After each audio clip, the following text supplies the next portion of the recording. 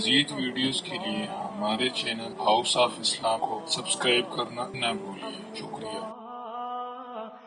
اعوذ باللہ من الشیطان الرجیم، بسم اللہ الرحمن الرحیم، الف لام را تلک آیات الکتاب المبین، انا انزلناه قرآنا عربیا لعلکم تعقلون، نحن نقص عليك أحسن القصص بما أوحينا إليك هذا القرآن وإن كنت من قبله لمن الغافلين۔ یہ سورہ یوسف ہے، مکہ مکرمہ میں نازل ہوئی ہے اور 111 آیات اور 12 رکوع پر مشتمل ہے۔ ترتیب میں 12ویں ہے اور نزول میں 53 ہے۔ اس سورت میں بنی اسرائیل کے مشہور پیغمبر حضرت یوسف علیہ السلام کی سرگزشت بیان ہوئی ہے۔ اس مناسبت سے سورت کا نام سورہ یوسف۔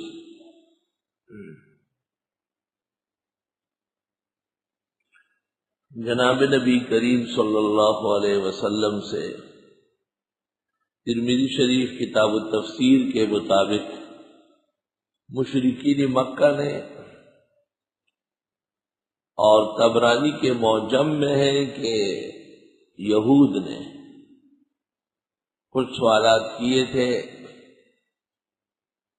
اور ابن جریر اور ابن کثیر نے کہا ہے کہ سوالات تو یہود کے تھے، پوچھنے والے مشرکین تھے، اکسایا انہوں نے تھا۔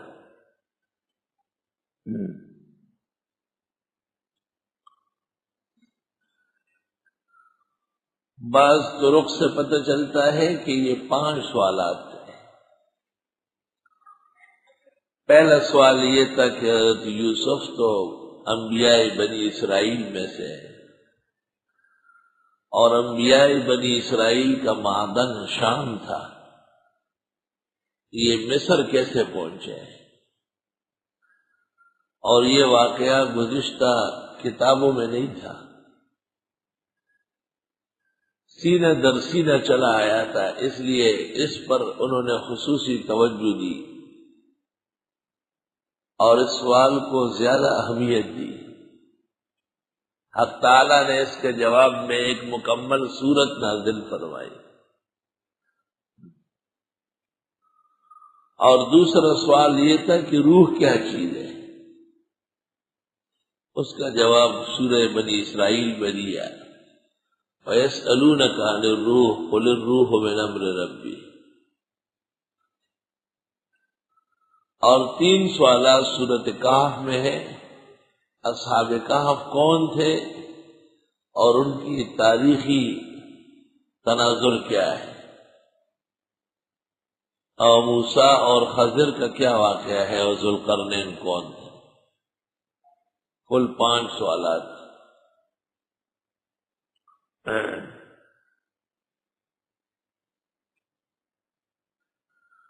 گزشتہ سورت ہود میں مشہور شبہ جو مشرکین کو ہوا ہے، ہؤلاء شفعاؤنا عند اللہ، کہ یہ اموات اور درگاہیں اور یہ خدا کے نیک بندے احیاءً اور امواتاً ہمارے سفارشی ہے۔ فرمایا نوح کی سفارش سے بیٹا نہ بچ سکا، اور ہود و صالح کو دیکھو، اور ابراہیم کی سفارش سے قوم لوط نہ بچ سکی، اور موسیٰ اور شعیب کو دیکھو کتنے پریشان ہیں۔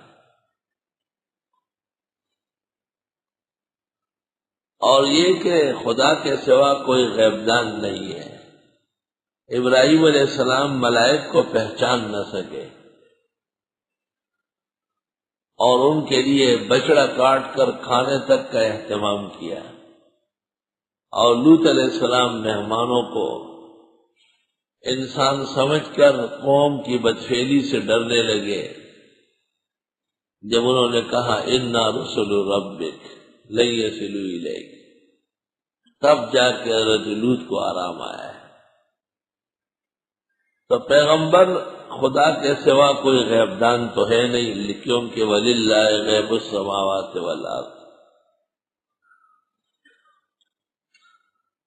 تین مسئلے ہیں جن کے سمجھنے کے بعد شرک کی جڑیں کٹ جائے گی۔ خدا کا کوئی نبی اور ولی غیب دان نہیں۔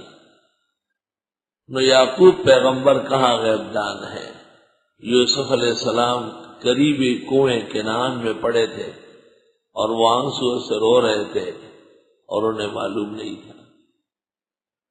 دوسرا مسئلہ یہ کہ نفع و ضرر کا مالک سوائے اللہ کے کوئی نہیں۔ یعقوب ابو انبیاء بنی اسرائیل ہے، لیکن اپنے بیٹے لخت جگر حضرت یوسف سے آنے والی تکلیف سمجھنے کے باوجود دور نہ کر سکے۔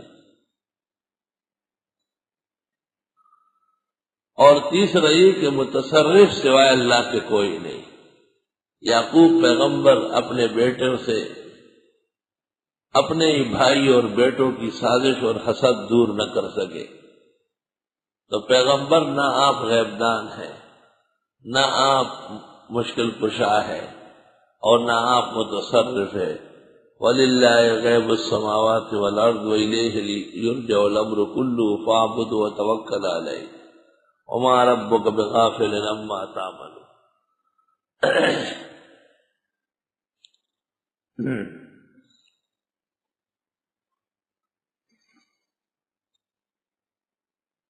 الف لام را تلک آیات الکتاب المبین، یہ آیتیں ہیں کتاب مبین کی، ایک ایسی کتاب کی جو بہت واضح بیان کر رہی ہے۔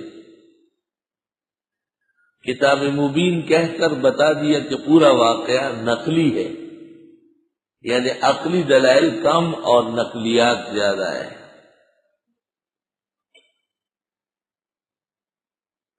اِنَّا أَنزَلْنَاهُ قُرْآنًا عَرَبِيًّا، بے شک ہم نے اتارا ہے اس کو قرآن عربی میں۔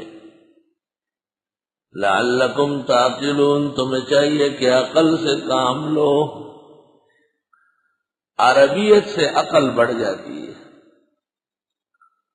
چھوٹے بچوں کو بھی عربی سکھائی جائے تو جن کو عربی نہیں آتی ان کے مقابلے میں وہ بہت ذہین ذکی نکلیں گے۔ اور جب سے عالم اسلام میں عربی کا رواج کم ہوا ہے، بادشاہوں میں اور ملوک و سلاطین میں غلامیت آئی، حریت اور آزادی ختم ہو گئی۔ ثعلبی وغیرہ نے مستقل تصنیفات کیے فضائل عربی کے نام سے۔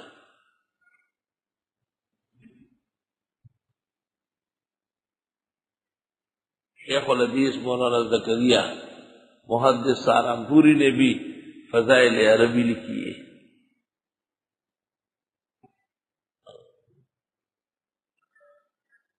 احب العرب لثلاث، عربوں سے محبت تین وجہ سے ہونا چاہیے۔ پیغمبر عربی ہے، قرآن عربی ہے، جنت میں زبان عربی ہوگی۔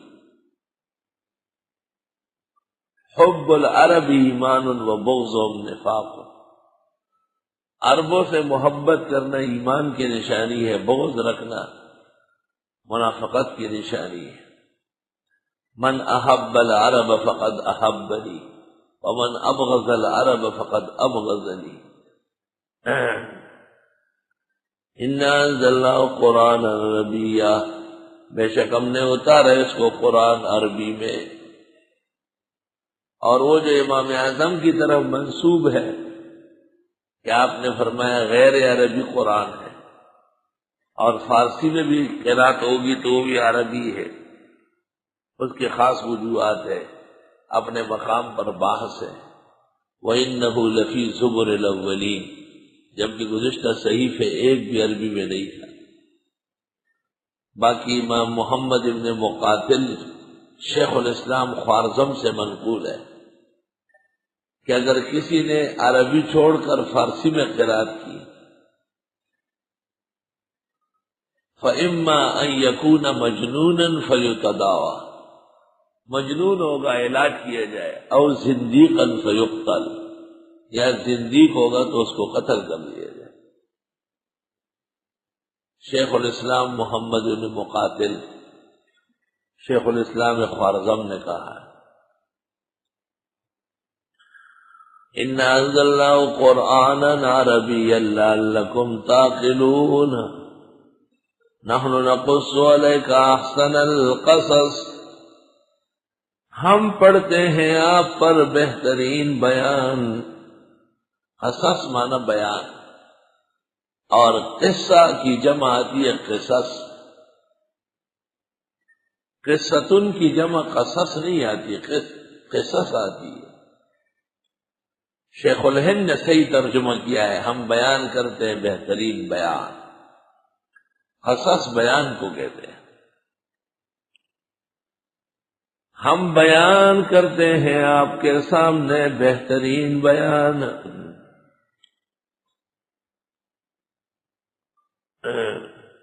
تفسیر کشاف میں ہے کہ اعلی طریقۃ بدیعۃ، طریقہ بہت عجیب ہے، وہ اسلوب عجیب، اسلوب عجیب ہے۔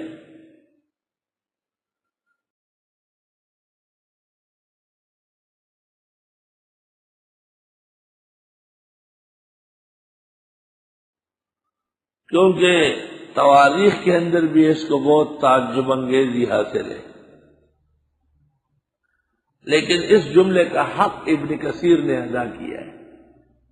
اس نے کہا ہے، غور سے سن لے، انزل اشرف الکتب باشرف اللغات على اشرف الرسل بسفارت اشرف الملائکہ، وكان ذلك في أشرف بقاع الأرض، وابتدأ إنزاله في أشرف شهور السنة وهو رمضان، فكمل من كل الوجوه، ہر اعتبار سے احسن ہے۔ انزل اشرف الکتب، بہترین کتاب نازل ہوئی قرآن کریم، باشرف اللغات، بہترین زبان عربی میں، علی اشرف الرسل، بہترین پیغمبر محمد صلی اللہ علیہ وسلم پر، بسفارت اشرف الملائکہ، بہترین فرشتے کے ذریعے جبریل، وکان ذالک فی اشرف بقاع الارض، روئے زمین کے بہترین مقام مکہ میں، وابتدأ انزالہ فی اشرف شہور السنہ، سال کے بہترین مہینے میں نزول ہوا ہے، وہو رمضان، فَكَمُلَ مِن كُلِّ الْوُجُوهِ، اتنا معجز ہے کہ جب سورت بیان ہو رہی تو بھی رمضان شریف ہے اور پہلا عشرہ مکمل ہو رہا ہے۔ وَأَوَّلُهُ رَحْمَةٌ، انزل اشرف الکتب باشرف اللغات على اشرف الرسل بسفارت اشرف الملائکہ، وکان ذلك في اشرف بقاع الارض، وابتدأ انزاله في اشرف شهور السنة وهو رمضان، فكمل من كل الوجوه۔ ہم بیان کرتے ہیں آپ کو بہترین بیان، بما اوحینا الیک، یہ با تبعیضیہ ہے، مما اوحینا الیک، اس بیان میں سے جو ہم وحی کرتے ہیں آپ کو، ھذا القرآن، یہ قرآن، وَإِن كُنتَ مِن قَبْلِهِ لَمِنَ الْغَافِلِينَ، اگرچہ تھے آپ اس سے پہلے اس واقعے سے بے خبر۔ پیغمبر کا تمام علم وحی سے ہوتا ہے۔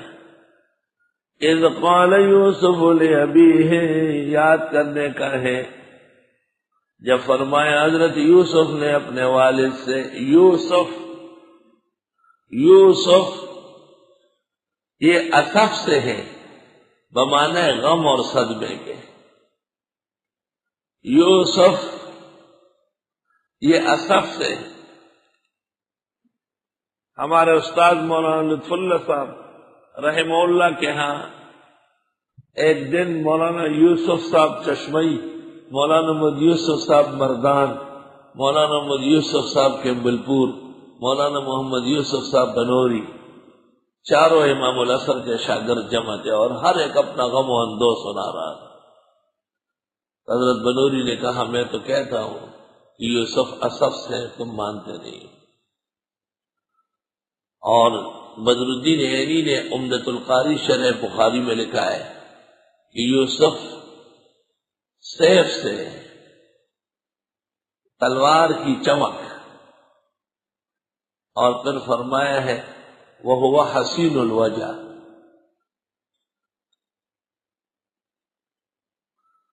چہرہ بہت مبارک تھا۔ اللہ تعالیٰ نے حسن کا بڑا حصہ یوسف کو دیا تھا۔ آسمانوں میں شب معراج میں آپ نے دیکھا تو آپ بالکل حیران ہو گئے۔ آپ نے فرمایا رأیت یوسف اوتیا شطر الحسن، میں نے یوسف علیہ السلام کو دیکھا، حسن تو سارا اس کو دیا گیا ہے۔ اور بعض روایات میں ہے کہ جس آسمان میں یوسف علیہ السلام ہے وہاں پر کوئی قندیل نہیں ہے، یوسف کے چہرے کی روشنی سے آسمان منور ہے۔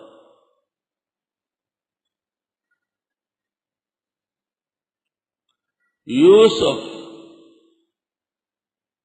یا اس کا یسر سے ہے، تفسیر مواہب نے لطیفہ لکھا ہے، یا یسر سے ہے مالداری، اور واو وجاہت سے ہے، اور سین سر الغیب سے ہے، اور فا فوز سے ہے، لیکن افسوس کے اخیر میں یا یسر سے ہے، واو وجاہت سے ہے، سین سر الغیب سے ہے، فا فوز سے کامیابی، لیکن افسوس کی کامیابی آخر میں جا کے ہوتی۔ اذ قال یوسف، جس وقت فرمایا حضرت یوسف نے لأبیہ اپنے والد سے، یا ابت ابا جان، کہتے یوسف علیہ السلام کی عمر 9 سال تھی اس وقت جب یہ خواب دیکھا ہے۔ چھوٹے بچوں کے خواب بھی کارگر ہوتے ہیں، اور چھوٹے بچے تو معصوم ہوتے ہیں، معصوم تو انبیاء کی شان ہے، عصمت۔ جب فرمایا حضرت یوسف نے اپنے والد سے، اے ابا جان، انی رأیت احد عشر کوکبا، بے شک میں نے دیکھے 11 ستارے، والشمس سورج، والقمر اور چاند، رأیتہم لی ساجدین، میں دیکھ رہا ہوں ان کو کہ میرے لیے سجدے میں۔ یہ یوسف علیہ السلام نے ایک دن خواب دیکھا ہے، اور خواب میں انہوں نے 11 ستارے اور سورج اور چاند سر بسجود دیکھے۔ خواب انسانی زندگی کا آئینہ ہوتا ہے، اور انسانی زندگی کے 3 رخ ہیں، ایک ماضی کا، دوسرا حال کا، تیسرا استقبال کا۔ اور دماغ جب فارغ ہو جاتا ہے تو وہ اس آئینے کو بنا دیتے ہیں، اور اس آئینے میں روح عالم کو دیکھتی ہے، کبھی قریب، کبھی بعید، کبھی متوسط۔ محدثین کہتے ہیں انسان جب جاگتا ہے تو اس کی روح انسانی جسم کے ساتھ مشغول ہوتی ہے، جب یہ سو جاتا ہے تو روح کو عالم کے اندر سیر کرنے کا موقع مل جاتا ہے۔ روح کا ایک حصہ انسانی زندگی کے قوام کے لیے موجود رہتا ہے، اور دوسرا حصہ فرصت پا کر کہیں مناظر دیکھنے چلے جاتا ہے۔ درست بات یہ ہے کہ روح کے راستے میں مسافت نہیں ہے، اور درست بات یہ ہے کہ روح کے سفر میں رکاوٹ نہیں ہے، اور روح حالت نوم میں انسانی اعمال کی مناسبت سے پرواز کرتی ہے۔ اگر اس کا نظام عمل تقدس و عفت کا ہو تو روح کا پروان بلند برتر سماوات اور علیین ملائک میں ہوگا، اور اگر اس کے اعمال کا ڈھانچہ آلودہ ہو تو روح خس و خاشان اور کوڑے اور نامناسب مقامات تک چل سکے گی، آگے نہیں بڑھ سکے گی۔ اس لیے اللہ کے نیک بندوں کے خواب بہت بامعنی ہوتے ہیں۔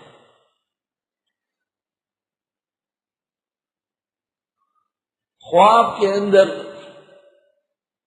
اشیاء کے ٹھکانے دکھائی دیتے ہیں۔ اللہ تعالیٰ کے ہاں ہر چیز کا ایک شکل ہے، اور ان اشکال کا جو وجود ہے اس کو عالم مثال کہتے ہیں۔ مثلا خربوزہ ہے تو جب یہ پیلا ہو تو مردانہ خوشی ہے، اور جب یہ سرخ ہو تو زنانہ خوشی ہے۔ واسکٹ کسی نے پہنا ہے، اگر مرد نے پہنا ہے تو لڑکا ہو جائے گا، اور اگر خاتون نے پہنا ہے تو بھی لڑکا ہوگا، لیکن اگر مرد نے واسکٹ پہنا ہے لیکن سرخ رنگ کا ہے تو بچی ہو جائے گی اور معتبر قسم کی ہوگی، اور خاتون نے قمیص پہنی ہے بالکل سفید تو اشارہ ہے کہ لڑکا ہونے والا ہے۔ ہر چیز کے علیحدہ رنگ ڈھنگ ہے عالم مثال میں، اور کامیاب معبر اس کا علم وسیع ہوتا ہے، تجربہ راسخ ہوتا ہے، وہ اس کے رنگ ڈھنگ اداؤں سے معنی پکڑنے لگتا ہے۔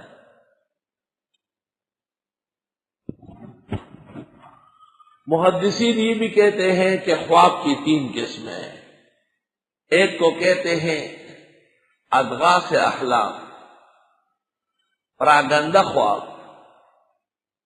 جیسے کسی نے کھانا زیادہ کھایا، پیٹ بھرا ہوا ہے اور وہ آسمانوں میں چڑھ رہا ہے، یا بنگالی ہے اور اس نے مرچ مسالے والا تیز سالن کھایا، یا کوئی ملک کا باشندہ ہے جس کی عادت چاول کھانے کی نہیں ہے اور اس نے تیز مسالے والے چاول کھائے، تو وہ خواب دیکھتا ہے کہ میں پہلے آسمان میں ہوں، میں نے چھلانگ ماری 4تھے آسمان تک چلا گیا۔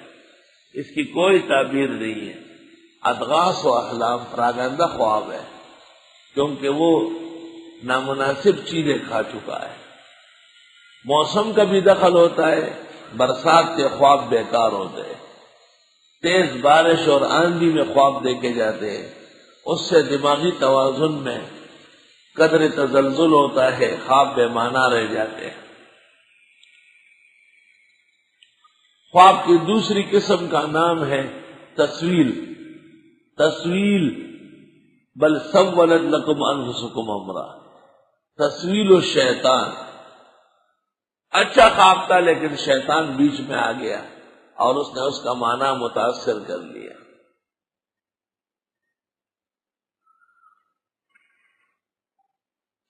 جیسے ایک بہترین خواب کسی نے دیکھا لیکن بعد میں دیکھا تو اسے غسل کی ضرورت پیش آئی، بہترین خواب تھا لیکن اچانک دیکھا کہ خواب کے اندر نامناسب مناظر دیکھنے آئے، تو یہ خواب کو خراب کرنے میں شیطان کامیاب ہو گیا ہے۔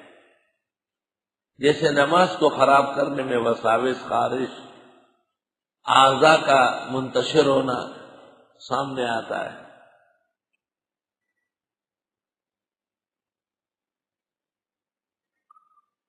اس کے بھی معنی کی ضرورت نہیں ہے۔ اور تیسرا خواب ہے، اس کو کہتے ہیں مبشرات، لم يبقى من النبوت الا المبشرات، نبوت تو باقی نہیں ہے لیکن اچھے خواب آ سکتے ہیں۔ اور فرمایا خواب نبوت کا 46واں حصہ ہے۔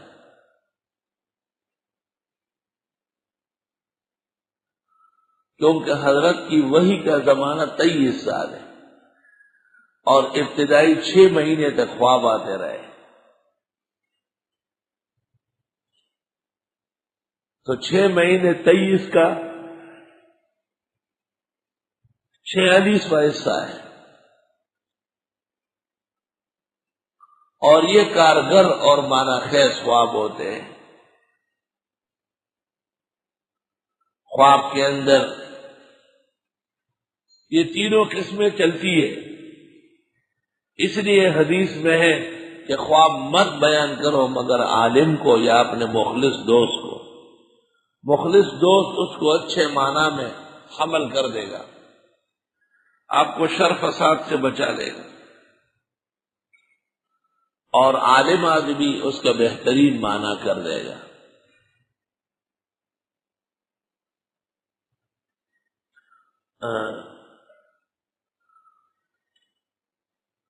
ایک خواب کے مفاہیم ہوتے ہیں، ایک قریب کا دوسرا دور کا۔ مثلا ایک زندے نے خواب میں مردے کو دیکھا اور وہ اس کو کہتا ہے کہ آ جائیے۔ عام طور پر سمجھا جاتا ہے کہ مردہ جب کسی کو کہے کہ آ جائیے تو بس اس کو پھر جانا ہی ہوتا ہے، لیکن معبر قابل ہو سامنے تو وہ اس کو فوراً حمل کر دے گا۔ مثال دیتا ہوں آپ کو، ہمارے بزرگ مخدوم استاد العرب والعجم مولانا شیر علی شاہ صاحب مفتی احمد الرحمان مرحوم کی وفات کے بعد آئے۔ چائے پیو کا طبیعت نہیں چاہتی اور ٹھنڈا پیو کا بالکل نہیں، کیا ہو گیا؟ اور جب بات کر رہے تھے تو ہونٹ باقاعدہ ایسے چلتے تھے، ایسے چل رہے یہ خوب ملے ڈیر کھپایا۔ میں نے خواب دیکھا ہے اور بہت غمگین ہوں، تو میں نے پوچھا کہ کیا خواب ہے؟ آپ تعبیر جانتے ہیں؟ کہنے لگے گا نہیں۔ میں نے کہا پھر کیوں خفا ہو رہا ہے؟ کہ مفتی احمد الرحمان نے مجھے کہا کہ آ جائیے۔ میں سمجھ گیا۔ میں نے کہا حضرت کی اہلیہ کو اور بال بچوں کو مقامی انتظامیہ سے تکلیف ہے، آپ ان کے گہرے دوست ہیں، آپ کو آنا چاہیے، ان کی صلح کر لیں۔ اچھا یہ مطلب؟ میں نے کہا یہ مطلب، اور شام تک میں وہاں لے گیا اور کچھ تصفیوں میں شریک ہو گئے، تو خواب کے لیے قریبی محمل تلاش کیا اور اس کو اس پہ ڈال دیا ہے۔ اور یہ معبر کا کمال عقل و تجربہ ہے۔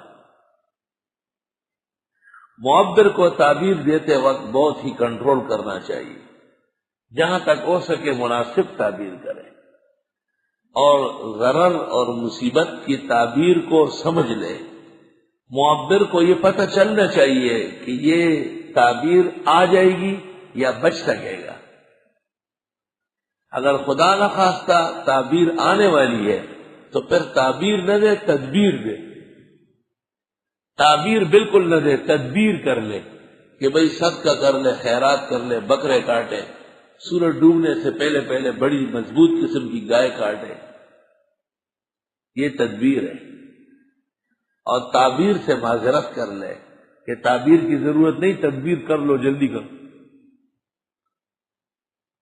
یعقوب علیہ السلام نے بھی حضرت یوسف کو تعبیر نہیں دی بلکہ تدبیر فرمائی کہ لا تقصص رؤیاک علی اخوتک، بھائیوں کو نہ بتا، یہ تدبیر ہے۔ جیسے معبر اس کو کہے کہ سب کو خواب نہ سنانا، بس چھوڑ دو، مجھے بتا دیے، اور کسی کو مت کہو۔ خواب جیسے جیسے پھیلتا جائے گا اس کے رخ بدل جائیں گے۔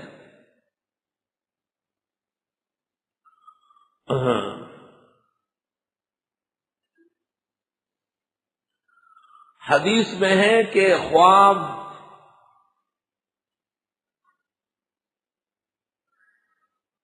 حدیث شریف میں ہے کہ خواب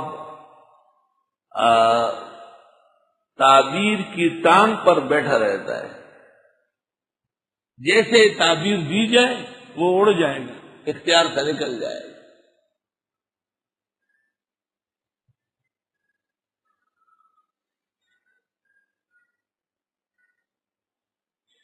تعبیر کے لیے عمر کی بھی ضرورت نہیں ہے، چھوٹا آدمی بھی معبر ہو سکتا ہے۔ میری عمر بالکل کم تھی اور میری والدہ صاحبہ نے خواب دیکھا تھا، اور اس کی ایک تعبیر والدہ صاحبہ کر رہی تھی اور ایک میرے منہ سے نکل گئی۔ افسوس مجھے مرتے دم تک صدمہ ہوگا کہ اسی تعبیر کی وجہ سے میری والدہ کا انتقال ہو گیا۔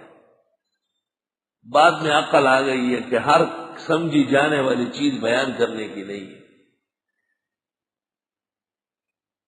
لیکن بعض دماغ تعبیر کے اقرب ہوتے ہیں، شروعی عمر سے تعبیر سے مناسبت ہے۔ علم جب آ جاتا ہے تو پھر تعبیر کے رخ تبدیل کر سکتے ہیں۔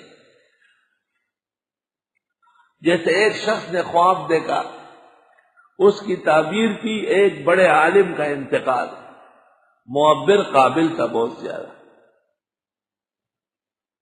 اس نے کہا کہ بس ایک مسجد بن جائے زبردست قسم کی، خیر ہو جائے گی۔ تو ایک آدمی بیٹھا ہوا تھا، اللہ اس کو جزائے خیر دے، خداوند تعالیٰ اس کی عمر اولاد مال میں برکت دے۔ اس نے کہا میں بھی چلتا ہوں، اور وہ گیا اور فوراً مسجد کی تعمیر شروع کرائی، 1 سال 10 مہینے میں کھڑی کر دی۔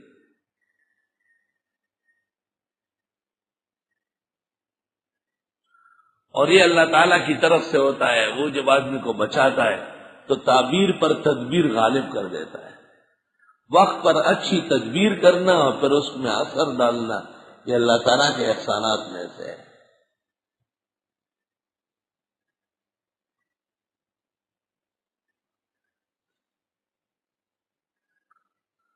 ہماری ایک بچی ہے، اس نے 2-3 دفعہ امام الازہر مولانا انور شاہ صاحب کو دیکھا، اور ہر دفعہ جو مولانا انور شاہ صاحب کو دیکھتی رہی تو اس میں علم کا ایک باب ادارے میں کھلتا تھا۔ 3 دفعہ حضرت کو خواب میں دیکھا، اور ہر دفعہ حضرت کو خواب میں دیکھنے کے بعد ایک شاخ قائم ہو جاتی۔ پہلی مرتبہ جب دیکھا تو اکثر الدراسات بننے لگا، دوبارہ جب دیکھا تو اکثر المقاصد بننے لگا، 12 جب دیکھا تو جامع سے صبا اور جامعہ ان کے نام پر شروع ہونے لگا۔ شان ورشا سے بہما وجود نافع علم صالح اعمال اور انشاءاللہ بہترین انجام ہے۔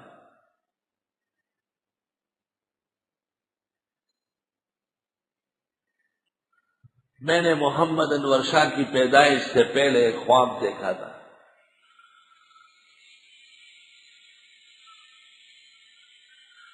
کہ بہت طویل خواب ہے، اور میں نے سید علی اجویری اور نظام الدین اولیاء کو دیکھا اور ان سے درخواست کی کہ آپ اللہ تعالیٰ سے کہے، تو سید علی اجویری نے کہا کہ ہاں ابھی بات کرتے ہیں آپ کے لیے، اور کچھ دیر بعد مجھے بشارت دی کہ بیٹا ہو جائے گا آپ کا۔ 15 دن بعد محمد انور شاہ پیدا ہوئے۔ بزرگان دین کی دعائیں اللہ تعالیٰ قبول فرماتے ہیں، اور جن سے محبت و تعلق توحید و سنت کے حدود میں ہو وہ بہت ہی زیادہ فائدہ مند تعلق ہوتا ہے۔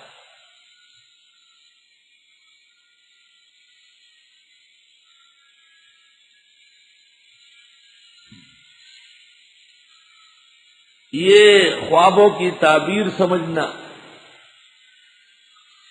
یہ انبیاء علیہ السلام کے معجزات میں سے ہے۔ اللہ تعالیٰ نے آدم علیہ السلام کو یہ معجزہ دیا تھا بہت بڑا، اور پھر ہر پیغمبر کو، لیکن یوسف علیہ السلام کا خاص معجزہ تھا۔ یوسف علیہ السلام کے بعد سب سے بڑا اعجاز جناب نبی کریم صلی اللہ علیہ وسلم کو ملا ہے۔ آپ کے احادیث جمع کرنے والے محدثین نے آپ کی احادیث پر مشتمل کتاب الرویا جمع کیے۔ امام بخاری کی کتاب الرویا بہت مشہور ہے،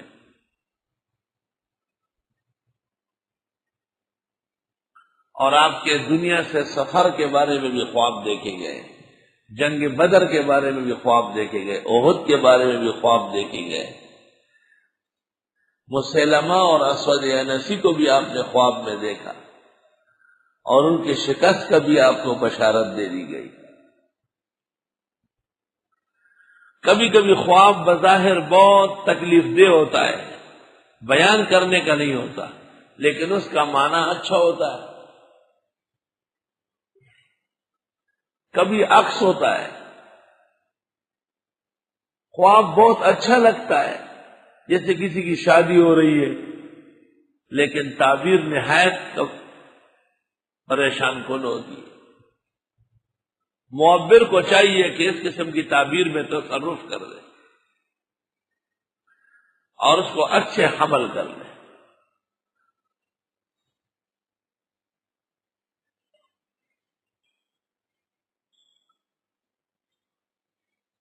ہارون رشید کی بیوی زبیدہ نے خواب دیکھا کہ جنگل کے حیوانات، جانور، وحوش اس کے ساتھ جمع کر رہا ہے،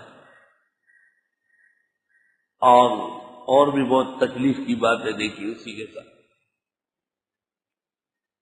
خواب سے بیدار ہوئی تو بہت پریشان تھی، اور سمجھ گئی کہ یہ کوئی معمولی خواب نہیں ہے، تو اپنی کنیز کو کہا کہ خوابوں کا امام ابن سیرین ہے، پوچھ کے آؤ، میرا نہ کہو، اپنا کہو۔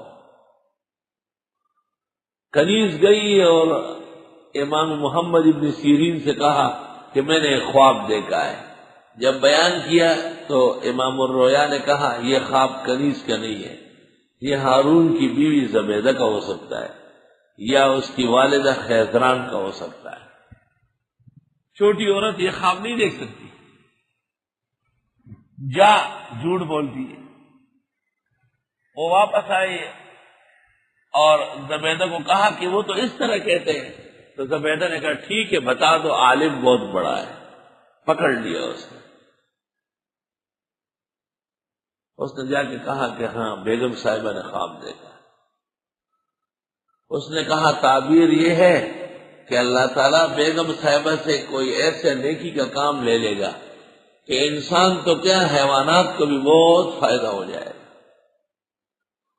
ابن خلدون نے اپنی تاریخ میں لکھا ہے کہ اس خواب کے دیکھنے کے بعد جب ہارون کو پتہ چلا، 1000 مساجد بنوائی اور مسافر خانے بنائے، اونٹ کٹوائے، گائے کٹوائی، ہزاروں بھیڑ بکریاں کٹوائی۔ اب ایک دن ٹھنڈی رات تھی، بہترین ہوائیں چل رہی تھی، آسمان کا مطلب صاف تھا اور آسمان ستاروں سے جگمگا رہا تھا، اور زبیدہ اور ہارون رشید اپنے اپنے پلنگ پر لیٹے ہوئے تھے، باتیں کر رہے تھے۔ ہارون رشید موڈ میں آیا اور اپنی بیگم کو کہا کہ میں نے آپ کے لیے کچھ نہیں کیا، میں بہت شرمندہ ہوں، میں نے آپ کے لیے کچھ کیا نہیں ابھی تک، کیا چاہتی ہے آپ؟ زبیدہ نے کہا بادشاہ سلامت، خدا تعالیٰ بادشاہ کی ایک بال بلندی دیر تک قائم دائم رکھے، اور بادشاہ کے فیض اور جود سے عرب و عجم مستنیر رہے۔ شاہانہ آداب اس طرح ہوتے تھے۔ لیکن حج کے موسم میں نے دیکھا ہے حاجی صاحبان تڑپتے ہیں پیاس سے، اور اونٹ اور خچر اور گھوڑوں کی زبانیں باہر نکلی ہوئی۔ ایک کنواں ہے زمزم کا، وہاں تک پہنچنا کوئی آسان تو نہیں ہے۔ میں بہت پریشان ہوں، جب سے میں نے موسم حج میں حاجی صاحبان اور ان کے مویشیوں کی تکلیف دیکھی، پیاس دیکھی، میں بہت غمگین ہوں۔ ہارون رشید نے کہا آپ غمگین بالکل نہ ہو، دعا کریں کہ بخیر و عافیت صبح ہو جائے اور میں دربار میں بیٹھ جاؤں۔ صبح ہو گئی اور ہارون رشید کا دربار لگ گیا، حکم دے دیا کہ ملک کے انتظامی وزراء، مالیاتی وزراء جمع ہو جائے، سب حاضر ہو گئے۔ بادشاہ نے کہا حج کے موسم میں حجاج کو اور ان کے مویشیوں کو پیاس کی تکلیف ہوتی ہے، اس کو دور کرنا ہے۔ قسم قسم مشورے ہوئے، ایک انجینئر کھڑا ہو گیا اور اس نے کہا بادشاہ سلامت حکم دے، میں حاضر ہوں، میں دریائے دجلہ اور دریائے فرات سے ڈبل نہر نکال دوں گا اور اس کو صحرائے عرب میں لے چلوں گا اور منا سے گزار کر عرفات سے مزدلفہ سے ہوتے ہوئے عرفات پہ ختم کر دوں گا۔ بادشاہ نے کہا اجازت ہے، میرے پورا تعاون آپ کے ساتھ ہے، یہ کام ہوگا کیسے؟ کہ میں شام تک تخمینہ دیتا ہوں۔ شام تک تخمینہ دیا، بادشاہ نے وزیر مال کو کہا کہ اتباع کر لو، امتثال امر کر لو، اور یہ کھدائی شروع ہو گئی۔ مورخین لکھتے ہیں 6 سال کے اندر دریائے دجلہ اور دریائے فرات سے ڈبل نہر نکالی گئی اور آگے اکٹھی کر دی گئی کہ اگر ایک دریا میں پانی کم ہو تو دوسرے میں تو ہو، اور زمین کے اندر بند نہر چلائی گئی تاکہ پانی صاف ہو، زمین دوست۔ اور جب عرب کی سرزمین آ گئی تو مینا کے پاس ظاہر کر دی گئی، پھر چھپا لی گئی، پھر مزدلفہ میں نکال دی گئی، پھر چھپا لی گئی، پھر عرفات میں نکالی گئی۔ اور اس کو کہتے ہیں نہر زبیدہ۔ اور بادشاہ نے کہا یہ میں اپنی بیگم کی طرف سے کار خیر کر رہا ہوں کہ اس کا ثواب میری بیوی کو ملے، اور محدثین کا اتفاق ہے کہ زبیدہ کی زندگی میں اس سے بہتر کام نہیں ہوا ہوگا۔ سن 1983 میں پہلی مرتبہ حرمین شریفین حج کے لیے حاضری نصیب ہوئی تھی۔ جوانی تھی، طاقت پوری تھی، ہر اعتبار سے صحت تھی۔ میں نے 2-3 ساتھیوں کو سمجھایا کہ میں نہر زبیدہ کو دیکھتا ہوں۔ عربوں نے منع کیا کہ نیچے نہیں اترو۔ جب عرب چلے گئے میں نیچے اتر گیا، اور میں نے ان کو ایک رسی دی اور اس کا ایک حصہ اپنے ہاتھ سے باندھا کہ اگر میں ڈوبنے لگا تو تم کھینچو اسے۔ اتر گیا اس میں، اور اس میں نے نہایا، بہترین شیرین میٹھا پانی ہے، اور اس میں میں نے قلم کا ڈھکن ڈالا۔ تقریباً 2 گھنٹے بعد میں نے دیکھا 3 میل دور جا چکا تھا۔ خوشی ہوئی کہ پانی اب بھی رواں دواں ہے۔ ہنوز ابر رحمت درفشانہ، میں او میں خانہ ہو مہر نشانہ۔ یہ خواب تھا اور یہ تعبیر تھی۔ اور اس سے پہلے امام ابو حنیفہ نے خواب دیکھا تھا کأنہ ینبش قبر رسول اللہ صلی اللہ علیہ وسلم، کہ گویا وہ پیغمبر کی قبر کھود رہے ہیں۔ بظاہر پریشانی کا خواب ہے، لیکن آپ کے دادا نے امام محمد ابن سیرین سے پوچھا تو اس نے کہا یہ بچہ علم کے مقام میں اس جگہ تک پہنچے گا کہ کوئی نہیں پہنچا ہوگا، اور یہ پیغمبر کی احادیث کا اس طرح کھوج لگائے گا کہ جیسے قبر میں جا کے حضرت سے پوچھ رہے ہو، اتنا کھوج لگائے گا۔ اور دنیا نے دیکھا کہ ابو حنیفہ حدیث اور فقہ کا کامیاب امام ہے۔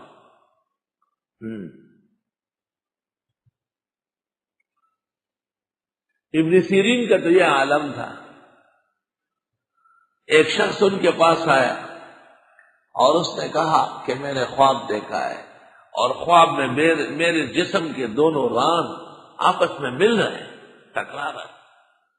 ابن سیرین نے سر پکڑ لیا اور اس شخص سے کہا کہیں ایسا نہ ہو کہ تم نے اپنی والدہ کے ساتھ نکاح کیا ہو، ماں کے ساتھ، تم نے اپنے ماں کے ساتھ نکاح نہ کیا ہوگا۔ اور یہ خواب اس طرح بھی بیان ہوا ہے کہ تل کا تیل نکل رہا ہے اور واپس کولو میں جا رہا ہے، یہ خواب اس طرح بھی ہے، ایک ہی چیز ہے۔ گھر آیا، بیوی نے کہا کھانا کھاؤ؟ کہا نہیں، کھانا وانا نہیں کھاؤں گا۔ کہا کیوں؟ یار خواب دیکھا تھا، امام ابن سیرین کو بتایا اور میرے اوپر قیامت برپا کر دی۔ کیا تعبیر دی؟ اس نے کہا تیرے نکاح میں ماں نہ ہو۔ تو اس عورت نے کہا ویسے آپ کہاں پیدا ہوئے؟ اس نے کہا فلاں ملک میں۔ اور آپ کا خاندان کہاں ہے؟ تو اس نے کہا مجھے تو یہ پتہ نہیں، میں چھوٹا تھا، لیکن اتنا یاد ہے کہ بہت بڑی تکلیف اور آفت آئی تھی، لوگ بھاگ رہے تھے، میری والدہ نے مجھے ایک جھاڑی میں پھینک دیا تھا۔ تو اس عورت نے رونا شروع کر دیا۔ اس نے کہا واہ، وہ تو میں تھی، جب بھاگ نہیں سکتی تھی، بچے کو نہیں لے جا سکتی تھی، تو میں نے ایک جھاڑی کے اندر ڈال دیا۔ تو معلوم ہوا کہ یہی ماں ہے اور یہی بیٹا ہے، یہی ماں ہے اور یہی بیٹا ہے۔ ابن سیرین اتنا قابل تر تعبیر، کہاں سے کہاں پکڑ لیا اس نے۔ اور انتقال سے پہلے ایک شخص نے آ کے خواب بتایا کہ آسمان میں صرف 7 ستارے ہیں اور کوئی نہیں ہے، ان میں سے ایک اچھا ستارہ ٹوٹ گیا، نیچے گر گیا۔ جب یہ خواب سنا تو تغیر لونہ واصفر وجہہ وقال انا للہ وانا الیہ راجعون۔ لوگوں نے پوچھا اللہ خیر کرے، کہ بس ایک ہفتے کے اندر میرا وصال ہو جائے۔ اسی ہفتے میں ابن سیرین کا انتقال ہو گیا۔ یہ شاید خواب تقدیر مبرم کے درجے میں ہے، ورنہ اس عاجز اور فقیر کو اس قسم کے خواب سے اختلاف ہے۔ مثلا میرے متعلق ایک شخص اچھا خواب دیکھ سکتا ہے، برا خواب دیکھنے کا اس کو کیا حق ہے؟ وہ کون ہوتا ہے دیکھنے والا؟ کیوں؟ اب بات سن لو، خواب دیکھنے والے کو 3 چیزیں نظر آتی ہیں، کبھی اپنا آپ اور اکثر، کبھی جس کو دیکھا وہ، اور کبھی اپنی زندگی کی کوئی مشابہت۔ بہرحال ابن سیرین خود امام ہے، اور چونکہ انہوں نے یہی تعبیر سمجھ لی ہے تو اس میں چلے گئے۔ یہ عاجز و فقیر ہوتا تو تبدیل کر دیتا، اس کو بالکل بچ جاتا۔ اس لیے میں نے علمی معذرت کی کہ تقدیر مبرم میں سے ہوگا۔ ابن سیرین سمجھ گئے، بڑے محدث ہے، کہ نہیں بچ سکتا۔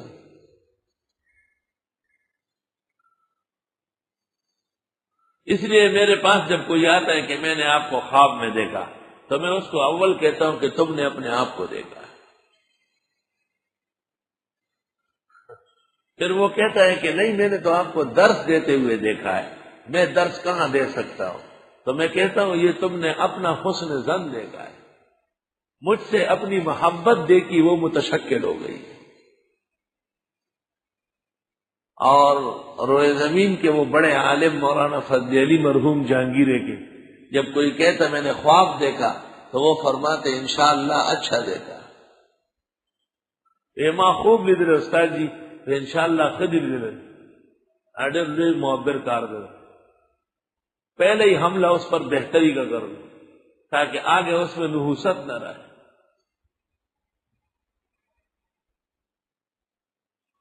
اللہ اکبر۔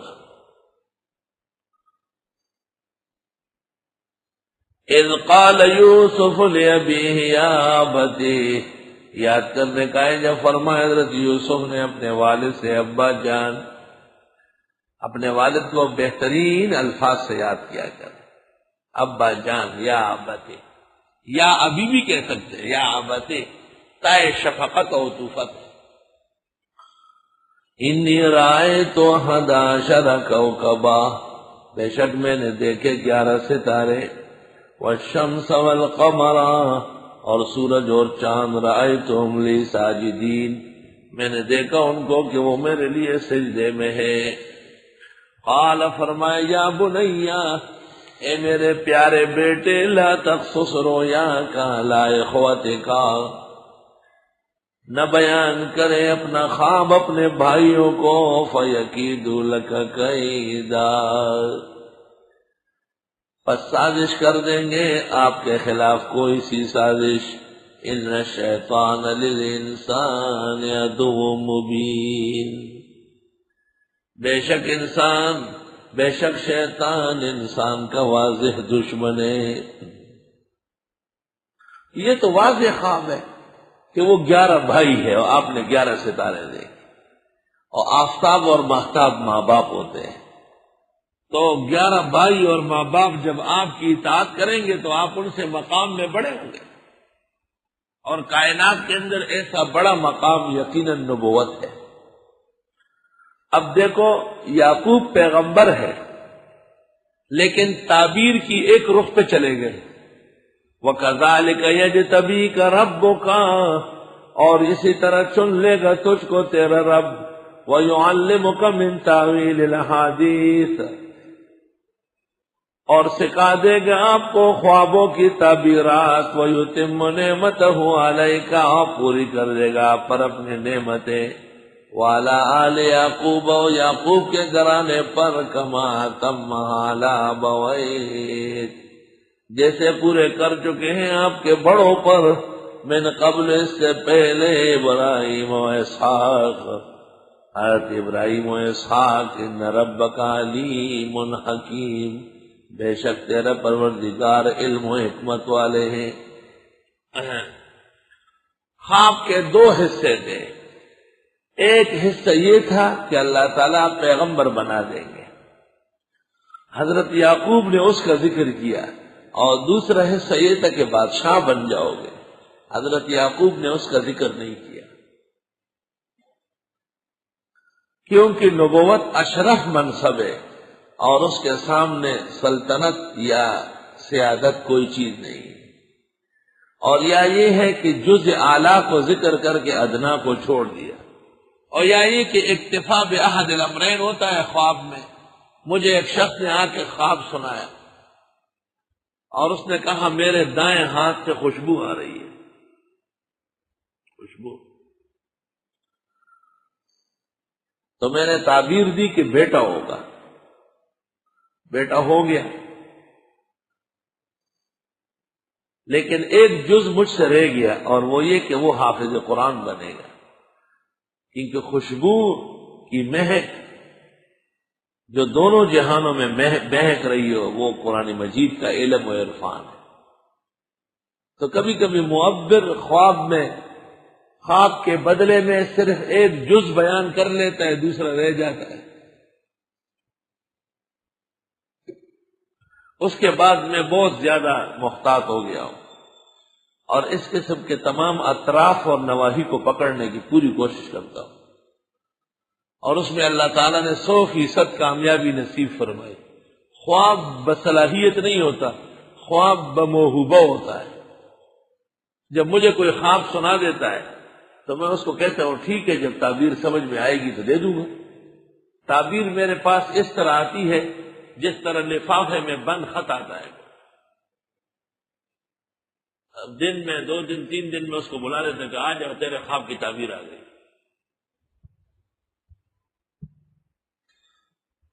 اور معبر کی ایک نشانی یہ بھی ہوتی ہے کہ اس کو اپنے خواب کی تعبیر سمجھ نہیں آتی۔ سارے جہان کے خوابوں کی تعبیرات دیتا ہوں، اپنے خواب سے معذرت ہو جاتی اور نہایت پریشان ہوتا ہوں کہ یہ کیا معاملہ ہے۔ اللہ تعالیٰ نے ہمارے عزیز دوست جامع کے روح رواں منصور صاحب کو بھی بہت بڑا فہم و کمالی سمجھ دی ہے، اور وہ اس قسم کے خوابوں کو پکڑ لیتا ہے۔ مثلا میں نے ایک خواب دیکھا کہ حضرت اقدس مولانا مفتی محمود صاحب تشریف لائے اور غرفت المدرسین میں بیٹھے ہوئے، میں بھی کافی دیر ساتھ رہا، بڑے علماء ہیں، جمعے کا دن ہے، اور میں نے حضرت سے درخواست کی کہ آپ جمعہ پڑھائیں، اور پھر میں نے آ کر یہاں پر تعارف کیا، اعلان کیا، 3 بج گئے خواب میں، لیکن مفتی صاحب وہاں سے اٹھے نہیں۔ مجھے ڈر لگا کہ وقت گزر رہا ہے، دیکھا تو صف میں مولانا فضل الرحمان صاحب بھی بیٹھے ہوئے اور وہ ہنس رہا ہے۔ میں بھی بہت تنگ آیا ہوں، غصہ بہت ہو گیا، تو بس میں نے خطبہ کی اذان دلوا کے خطبہ پڑھا، مختصر والعصر انا اعطینا سے جمعہ پڑھا لیا۔ میں نے کہا وقت ختم ہو رہا ہے، مفتی صاحب تو اٹھتے ہی نہیں، 3 گھنٹے ہو گئے، یہاں وہاں سے یہاں نہیں آ رہا ہے۔ میں بہت حیران تھا دونوں باتوں پر، اور بہت زیادہ۔ ایک دن منصور بھائی نے کہا کہ خواب کی تعبیر واضح ہے، دیکھے ذرا۔ میں نے کہا کس طرح؟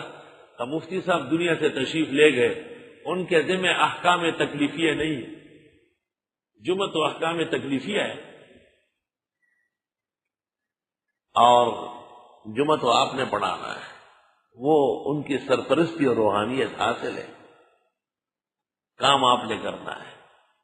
اور مولانا اس لیے صف میں بیٹھے ہوئے ہنس رہے ہیں کہ آپ ان کی طرف متوجہ نہیں ہوتے، مناسبت بہت کم ہے۔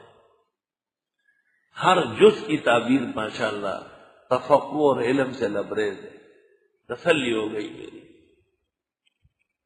خود منصور بھائی نے خواب دیکھا تھا، لیکن افسوس کہ اس نے بعد میں بتا دیا، اور یہ خواب اس نے دیکھا تھا سن 1988 میں۔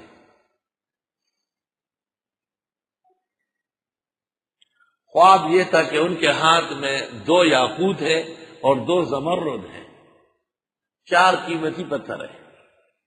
وہ یاقوت میں سے ایک یاقوت بہت شاندار ہے، لیکن اس کو دیکھنے کے بعد پتہ چلا کہ اس کے اندر ایک دھراڑ پڑا ہوا ہے، اور افسوس کہ اگر یہ دھراڑ نہ ہوتا تو وہ بہت زیادہ قیمتی ہوتا۔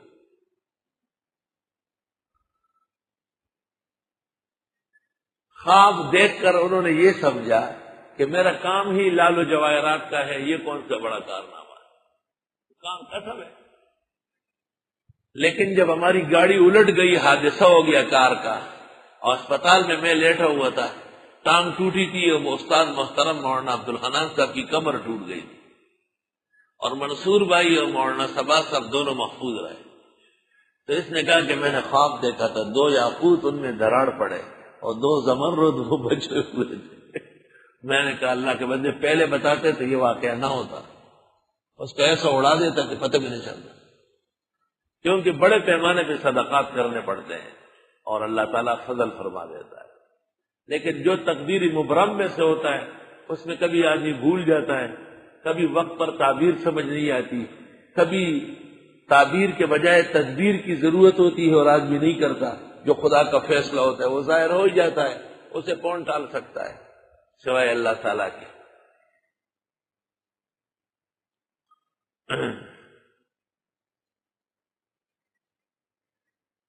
ایک دفعہ میں بہت زیادہ بیمار تھا، ایک ڈاکٹر کے پاس گیا تو وہ بہت پریشان سا ہو گیا، اور مجھے کہا یار کیا ہو گیا آپ کو؟ بہت دوست تھا، کہنے لگا یہ کام صحیح نہیں ہو رہا ہے۔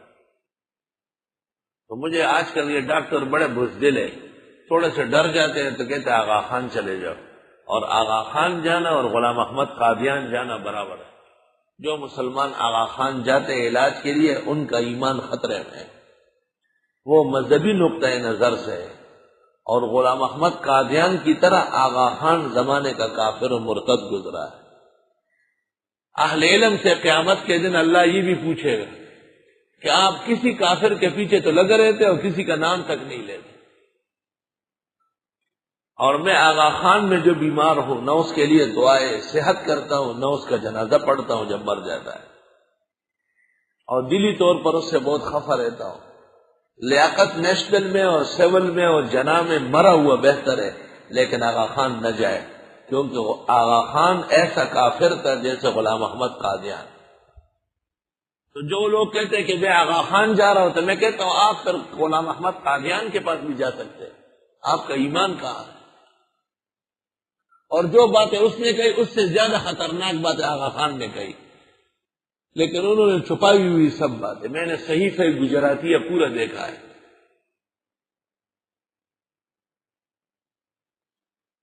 تو میں نے اللہ تعالی کی طرف توجہ کی،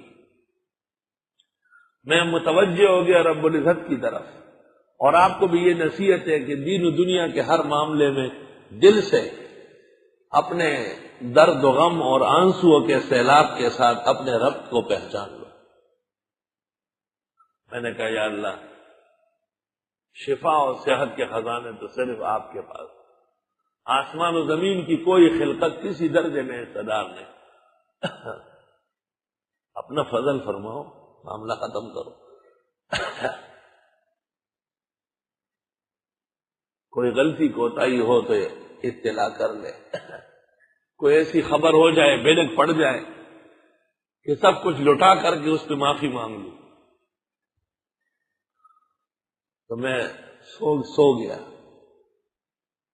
اس دعا کے بعد نیند سی آ گئی، تو میں نے خواب دیکھا کہ مجھے کوئی کہتا ہے کہ حضرت مولانا اشرف علی، حضرت مولانا انور شاہ، شیخ الاسلام مولانا حسین احمد، فقی الہند مفتی کفایت اللہ آپ کی عیادت کے لیے آ رہا ہے۔ میں نے کہا اچھا۔ تو میں جلدی اپنے گھر میں ایک کمرے میں چادر بچانے لگا۔ بس چادر بچانے آدھی بچائی، آدھی باقی تھی کہ یہ لوگ پہنچ گئے۔ سب سے پہلے مولانا اشرف علی صاحب داخل ہوئے، پھر مولانا حسین احمد مدنی داخل ہوئے، پھر مفتی کفایت اللہ صاحب داخل ہوئے، اور پھر مولانا انور شاہ داخل ہوئے۔ لیکن حضرت شاہ صاحب کے داخل ہوتے ہی کمرے کی دیواریں روشن ہو گئی۔ حضرت صاحب نے فرمایا یہاں قریب سے گزر ہو رہا تھا، آپ کی ناسازی طبع کا سن لیا۔ میں نے ان بزرگوں سے کہا عیادت کرتے چلے۔ میں بالکل دیوار کے ساتھ ایسے کھڑا ہوں، گم سم، اور خواب ایسا ہے کہ اگر میں زندگی میں بھی ان بزرگوں کو دیکھتا تو اس سے زیادہ یادداشت نہ ہوتی جتنا خواب میں، اتنی ہوتی۔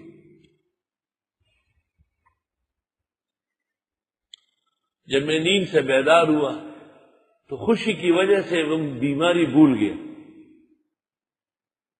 میں نے کہا اتنے بڑے بزرگ عیادت کے لیے تشریف لائے اور اتنے بڑے بزرگوں کی عیادت کے بعد شفا یقینی ہے۔ تو ہماری ایک بھینس تھی جس کے بارے میں کہا جاتا تھا کہ 100 جانور ایک طرف، وہ اکیلی دوسری طرف۔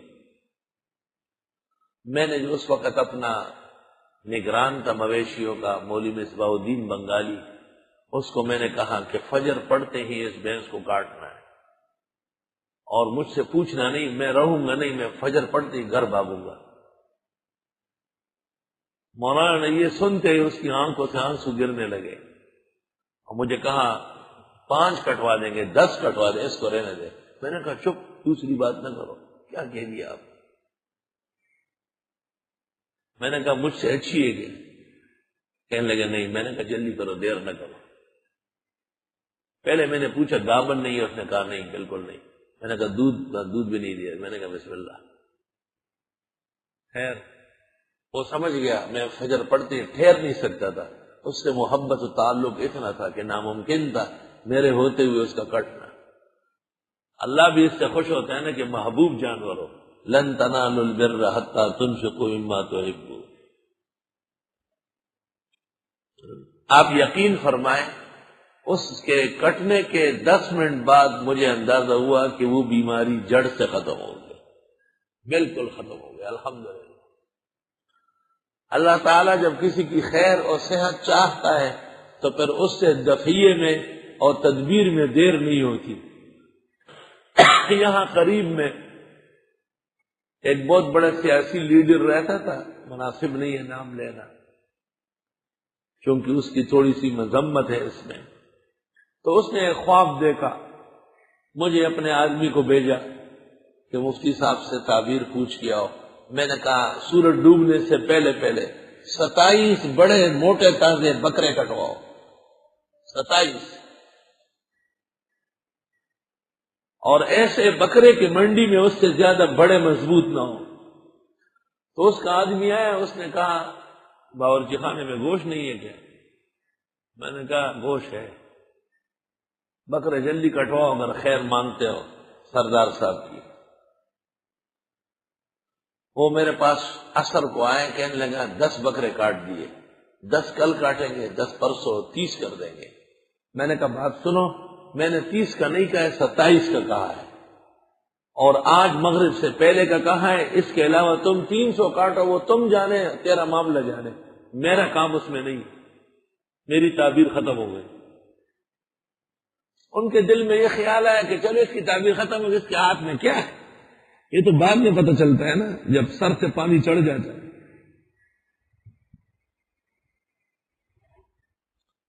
استغفر اللہ۔ اس کے 2 یا 3 مہینے بعد مجھے اطلاع دے دی کہ ہمارا لڑکا ایک سیاسی جماعت نے گرفتار کیا تھا، اور اس دن مغرب کے بعد وہ ذبح کیا گیا ہے، اس وقت تک قید میں رکھا گیا ہے۔ اگر وہ لوگ مغرب سے پہلے پہلے جیسے کہا گیا 27 بکرے کاٹ دیتے تو وہ لڑکا بچ سکتا تھا، ورنہ نہیں بچ سکتا۔ امام ابو یوسف کی موجودگی میں ہارون الرشید نے خواب سنایا، تو امام ابو یوسف نے کہا سورج ڈوبنے سے پہلے پہلے 100 بکرے، 100 بھیڑے، 100 گائے، 100 اونٹ۔ تو بادشاہ نے کہا 1000 پورا نہ کروں؟ حضرت نے فرمایا 1000 پورا کرو، چلو۔ بادشاہ نے فوراً وزیر مال کو حکم دے دیا کہ اونٹ اور بکرے اور گائے اور بھینسیں سب کاٹنا شروع کر دو۔ ایک اور شخص آیا اور اس نے وہی خواب سنایا، بالکل بے ہی ہارون کا خواب دیکھا تھا، اور امام ابو یوسف نے اس کو کہا کہ کوئی بکرا کاٹ سکتے؟ کہا بکرا کہاں سے لاؤں، میرے پاس بکرا ہے۔ کہا مرغا کاٹ دیں گے؟ کہا مرغا چھوٹا سا کاٹ دوں گا، چھوٹا سا مرغا کاٹ سکتا ہوں، بڑا نہیں کاٹ سکتا۔ امام ابو یوسف نے کہا چلو جس کے حلال پر نکلے ہوئے ہو کم از کم وہ تو کاٹو۔ اس نے کہا وہ ہو جائے گا، گھر میں مرغی کے چوزے ہیں، ابھی بڑے ہو گئے ہیں، ان میں سے ایک کاٹتا ہوں۔ تو جب وہ چلا گیا، ہارون رشید نے کہا عجیب بات ہے، خواب ایک ہے، ہم 1000 جانوروں سے نہیں چھوٹ رہے، اور اس کو ایک چوزے سے چھڑا لیا۔ امام ابو یوسف نے کہا بادشاہ سلامت کی شان بلند ہے، اس پر صدقے زیادہ ہے، اگر 1000 سے بھی بچ گئے تو خدا کا احسان ہوگا، باقی یہ غریب مسکین اس کی اتنی بساط اور توفیق ہے، اس سے زیادہ وہ کہاں کر سکتا ہے۔ بزرگان دین نے کہا ہے اچھا خواب دیکھے تو اللہ کا شکر کرے، طریقے سے بیان بھی کرے، اور اگر خواب مناظر تکلیف دہ ہو تو بائیں طرف ناک کے سرے کو دیکھ کے تھوکے اس طرح، اور بسم اللہ الذی لا یضر مع اسمہ شیء فی الارض ولا فی السماء وهو السمیع العلیم پڑھ لے، یا یہ دعا پڑھ لے اللہم انی اسألک خیر هذه الرؤیا وما جبلت فیہا واعوذ بک من شر هذه الرؤیا وما جبلت فیہا انک علی کل شیء قدیر۔ انشاءاللہ تعالی کوئی نقصان نہیں ہوگا۔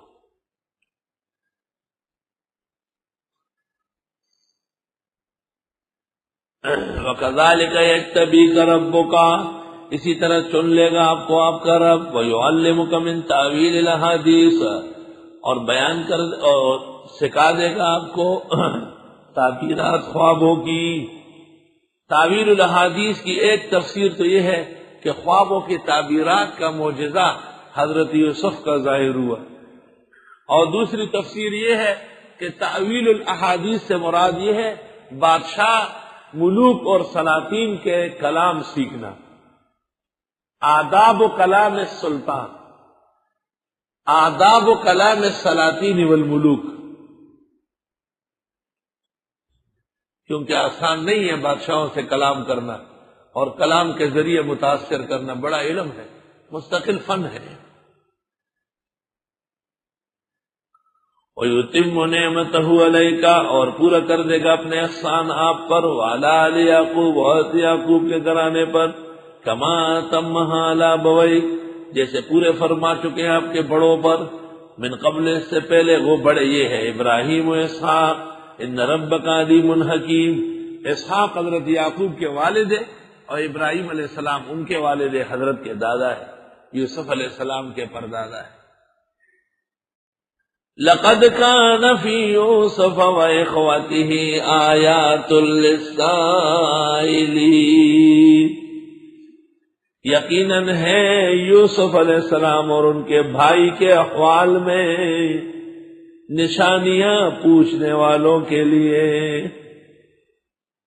پہلی بات تو یہ کہ ابن قیم نے تفسیر بدیع کے اندر کہا ہے کہ ففیہا الف امر و نہی، ففیہا الف امر و نہی وفیہا الف عبر، 1000 کے قریب اوامر و نواہی ہے اور 1000 کے قریب عبرتیں ہیں اس واقعے میں۔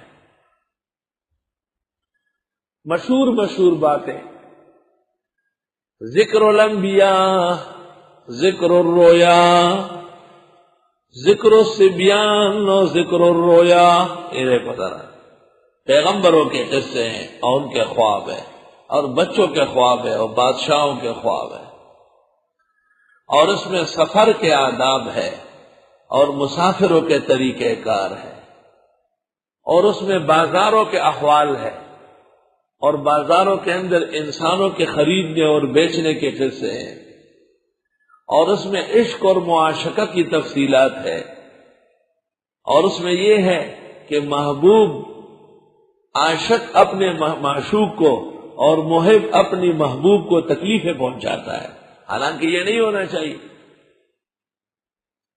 اس میں شاہی دعوتوں کا تذکرہ ہے اور ان کے آداب ہیں، اور اس میں لوگوں کے گناہوں سے بچنے کے طریقے ہیں اور استقامت کے آداب ہیں، اور اس میں جیل کے تفصیلات ہے اور جیل کے ماحولیات کا بیان ہے، اور اس میں ایک غلام کا بادشاہ بننا ہے اور اس میں حکمت خداوندی کار فرما ہے، اور اس میں راشن کے مسائل ہے اور مسافروں کی آمد ہے، اور اس میں دور سے آنے والوں کے اکرام کے قواعد و آداب ہے، اور اس میں مسائل بھی ہے، مثلا رؤیا سر الغیب ہے، اور جس پر خدا نے نعمت کی ہے وہ اس کا پردہ کر لے، حاسد کو اور دشمن کو اپنی نعمتیں نہ ظاہر کرے، اور اس میں یہ مسئلہ ہے کہ محبت میں بھی احتیاط ہونا چاہیے، محبت میں اگر بے احتیاطی ہو گئی ہے تو تکلیف پیدا ہو جائے گی۔ یعقوب علیہ السلام کی زیادہ محبت یوسف سے دیکھ کر ان کے بیٹوں کو شبہ ہو گیا اور اس کا نتیجہ تکلیف کی شکل میں نکلا ہے، اور یہ کہ بچوں کو ہر جگہ نہ بھیجا جائے، اور بچوں کے سیر و تفریح سے زیادہ تکلیف دہ واقعات پیدا ہو سکتے ہیں، اور یہ کہ بھائی جب حسد کرتے ہیں تو قتل سے بھی گریز نہیں کرتے، اور یہ کہ انسان کے دشمن جس طرح شیر اور بھیڑیے ہیں خود اپنے عزیز و اقارب بھی ہیں، اور یہ کہ انسان کی تدبیر سے انسان بچ نہیں سکتا، قضاء الہی اکثر اٹل دیتا ہے، اور لقیت لقطہ کا مسئلہ اور مسافر کا مسئلہ اور صحیح قیمت اور کوٹے قیمت سے خرید و فروخت کا مسئلہ اور انسانوں کی بیکری کے مسائل، انسانوں کے عشق و محبت کے قواعد اور انسانوں کے اوپر تہمت کے ضابطے اور تہمت رفع کرنے کے مسائل، شاہی دعوت کے آداب اور مسائل، اور اس میں شرکت کے آداب اور مسائل، اور یہ کہ بڑے سے بڑے انسان نہایت معصوم و محفوظ پر بھی اسباب عالم کی وجہ سے تہمت لگ سکتی ہے، اور تہمتوں سے بچنے کے قواعد و مسائل، اور کبھی بڑی تکلیف سے چھوٹی تکلیف سے نجات ہو جاتی ہے، جیسے جیل گئے تو سبب بن گیا بادشاہ بننے کا،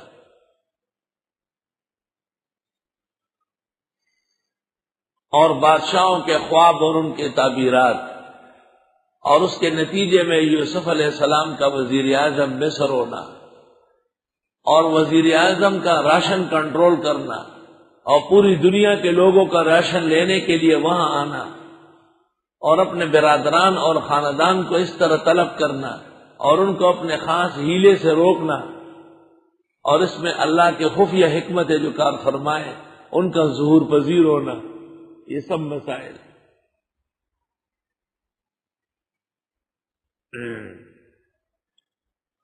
یقیناً ہے یوسف اور ان کے بھائیوں کے واقعہ میں آیات للسائلین، نشانیاں پوچھنے والوں کے لیے، پوچھنے والے مشرکین ہو یا یہود ہو، عبرت موجود ہے۔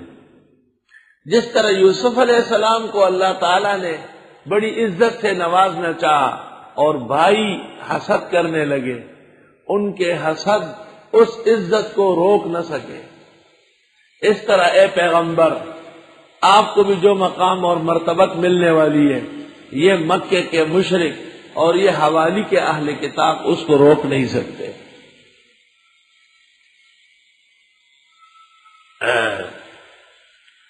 اور جس طرح اے پیغمبر آپ ابو بکر کے ساتھ تن و تنہا یہاں سے ایک دن روانہ ہوئے، یعنی روانہ ہوں گے، ہجرت کریں گے، بالکل یوسف علیہ السلام بھی اپنے بھائیوں کے ہاتھ سے تن و تنہا کنعان کے کنویں میں ڈالے گئے۔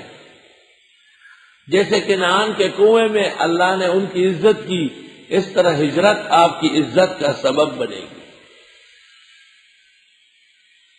اور جیسے مدینہ منورہ پہنچ کر آپ نے قسمہ پرسی کے عالم میں فتوحات پائی، تو اے پیغمبر اسی طرح یوسف علیہ السلام بھی مصر پہنچ کر کے نہایت پریشانی اور غم اور جیل کے ماحول میں اللہ نے ان کو بادشاہت نصیب فرمائی۔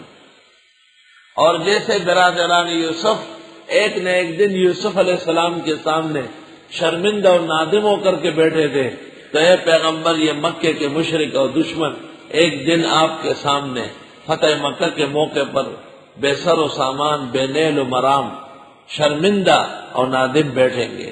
اور جیسے یوسف نے کہا کہ لا تثریب علیکم اليوم، میں تمہیں بالکل نہیں ڈانٹتا، تمہارے لیے معافی مانگتا ہوں، تو پیغمبر آپ بھی ان کو معاف کرتے ہوئے کہیں گے کہ اقول کما قال اخی صالح یوسف ابن یعقوب لا تثریب علیکم اليوم۔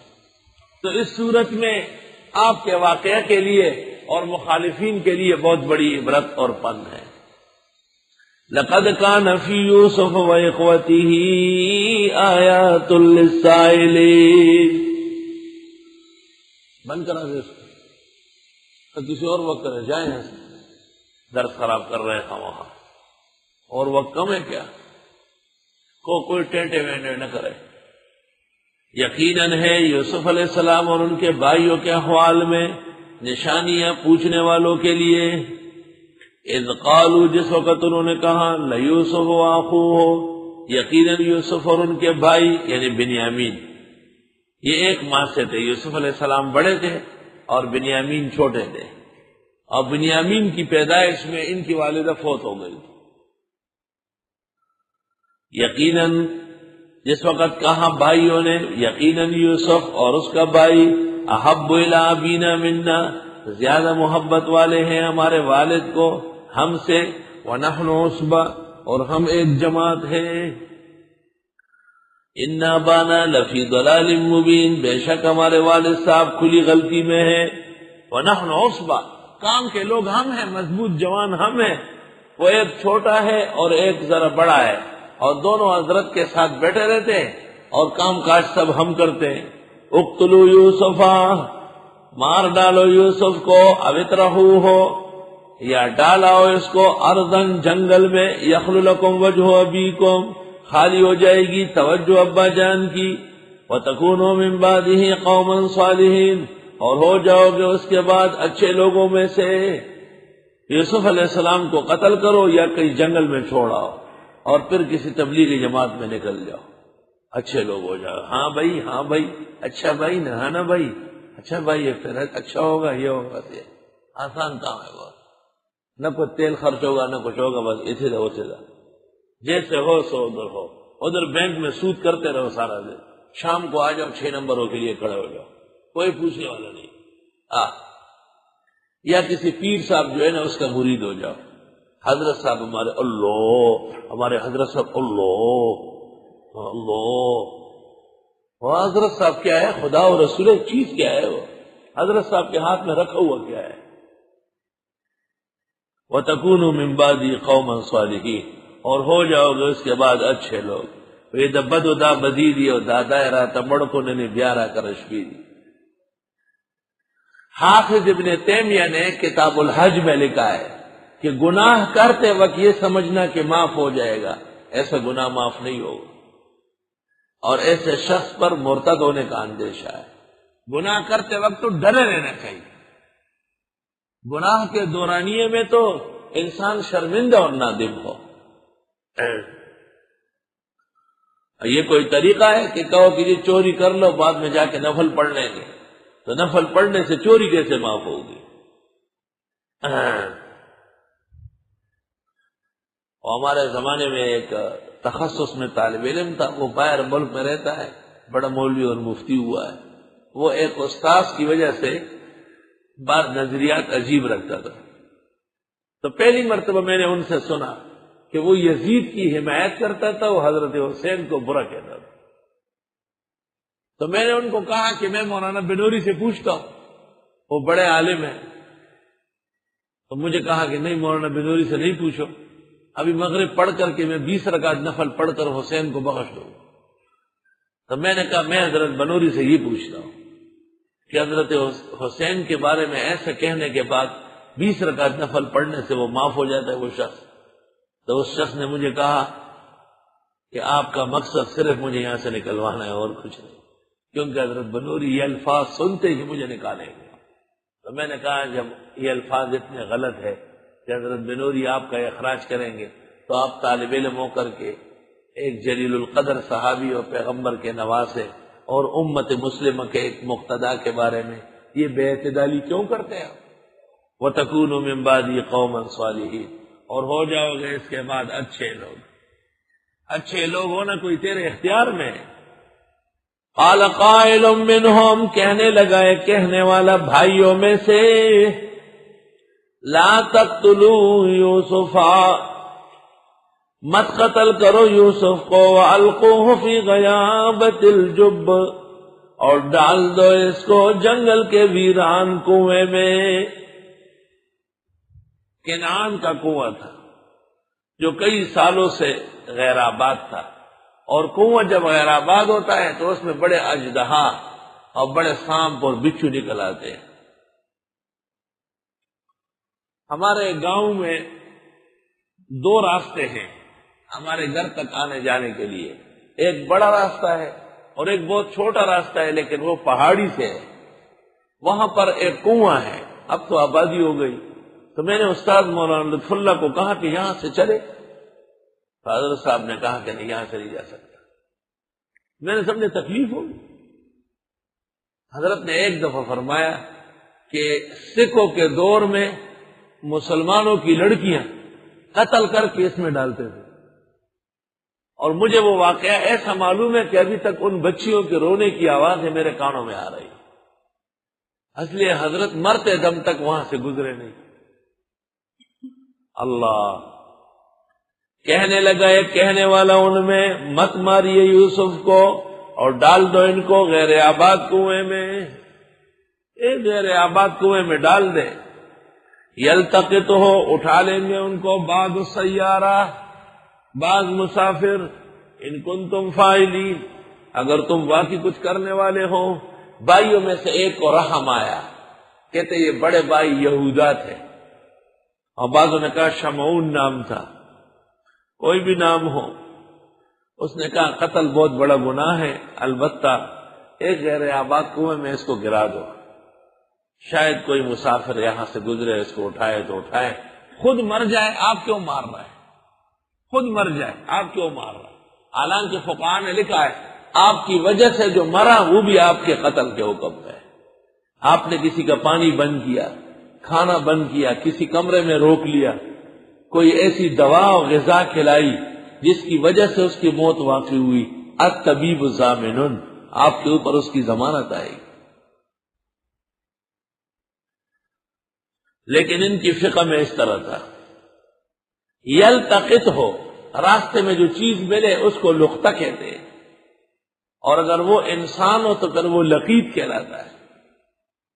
لقیط و لقطہ مستقل احکام ہے اس کے۔ گمشدگی کے متعلق جمہور علماء کے نزدیک 1 سال تک اعلانات ہے، اور 1 سال کے بعد پھر فقراء و مساکین پر صرف ہے۔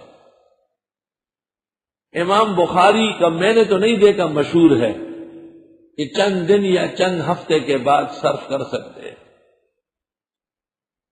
اگر خود تنگ دست ہے تو کر سکتے ہیں، ورنہ فقراء مساکین کے لیے تصدق کر لیں۔